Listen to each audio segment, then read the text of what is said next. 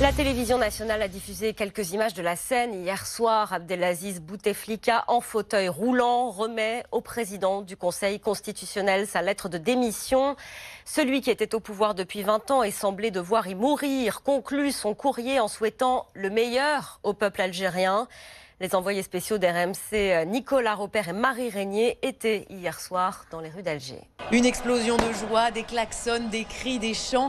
L'Algérie exulte. C'est plus qu'extraordinaire. C'est grâce au peuple algérien, grâce à personne, qu'on a eu cette liberté. Les visages sont lumineux, les sourires partout. Il y a de l'émotion, de l'excitation. Vive l'Algérie! Vive l'Algérie! Vive l'Algérie! Et une dignité retrouvée. Je suis vraiment très fier. Même des gens, quand ils vont voir l'Algérie, vont dire qu'ils ont arrivé à leur but sans violence, pacifiquement. On est très fiers. Tout le monde, les Algériens, nous sommes très fiers. Les Algériens jubilent, savourent leur victoire, mais le chemin est encore long. Le combat, il vient de commencer. Heureusement, les Algériens, ils ont récupéré la présidence. Mais le combat, il ne s'arrête pas là. Nous, on veut construire un État. On veut construire un État démocratique. Au milieu de la foule, une immense banderole se déploie soudain. Un appel à venir de nouveau manifester en masse ce vendredi. Un appel à ne rien lâcher.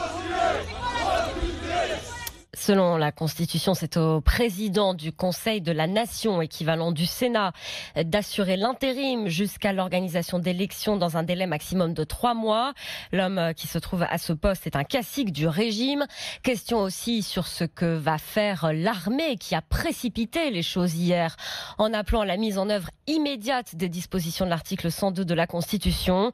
La France, via un communiqué du Quai d'Orsay, se dit confiante dans la poursuite de la transition démocratique. On retourne à Alger avec nos envoyés spéciaux juste après ce journal sur RMC. Oui.